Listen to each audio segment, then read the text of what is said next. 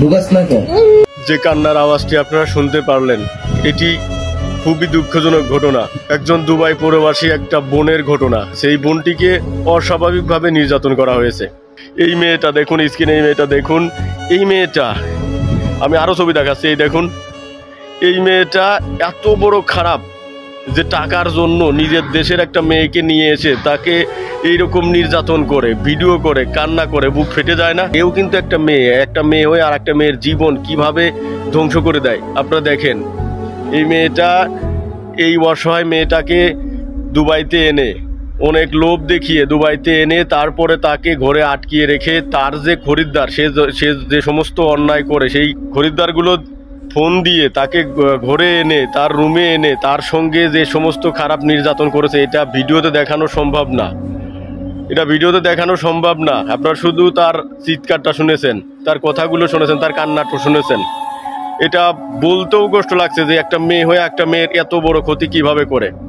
এরপরে সে তার কাস্টমারদের ডেকে তার সঙ্গে যত প্রকার নোংরামি আছে সমস্ত নোংরামি করিয়ে তারপর ভিডিও করে তারপরে সেটা নেটে ছেড়ে দেওয়া। আপনারা কি মনে করেন এটা মানুষের মনুষ্যত্ব কোথায় চলে গেছে?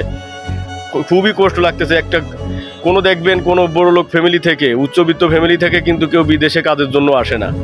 যারা আসে তারা ঘোরার জন্য আসে বড়লোক ফ্যামিলি থেকে। আর এই যে যারা নিম্নবিত্ত, যারা গরিব পরিবার থেকে আসে, তারা হচ্ছে নিজের কষ্ট স্বীকার করে পরিবারকে একটু ভালো রাখার জন্যই প্রবাসে আসে।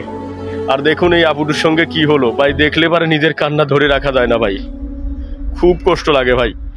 আর যে মেয়েটা এই কাজটা করেছে সে তো মেয়ে জাতি নামের কলঙ্ক। ভাই তুই তো একটা মেয়ে, তুই কি করে পারলি একটা মেয়ে হয়ে আর একটা মেয়ের এত বড় ক্ষতি করতে? তোর কি বিবেকে একটু বাঁধলো না? টাকাই তোর কাছে সব। এইগুলো থেকে এখনো আমাদের বাংলাদেশের কোনো লোক বের হতে পারলো না। খুব কষ্ট লাগে ভাই। প্রবাসীদের কষ্ট কেউ কোনোদিন বুঝতে পারে না ভাই। আর যে ছেলেটা আসলো তার সাথে খারাপ কাজগুলো, নির্যাতনগুলো করলো, আমি তাকে বলবো তোর ঘরে মা বোন নাই? এটা যদি তোর বোন হতো কি করতে তুই? ভাই কষ্টে বুক ফেটে যাচ্ছে এই প্রবাস জীবনে। এই যে আপনারা দেখতে পাচ্ছেন আমরাও প্রবাসী, এই প্রবাস জীবনে যে এত বড় ঘটনা, এটা বিরল ঘটনা। এরকম বহুত শিকার হয় মানুষ। এখনো সময় আছে। আমি আপনার সেই ছেলেটার, যে ছেলেটা এত বড় কাজ করেছে, আমি সেই ছেলেটার ছবি আপনাদেরকে স্ক্রিনে দেখাই দিচ্ছি। তার আগে বলতেছি আপনারা যে যেখানে আছেন সেখান থেকেই প্রতিবাদ গড়ে তুলুন।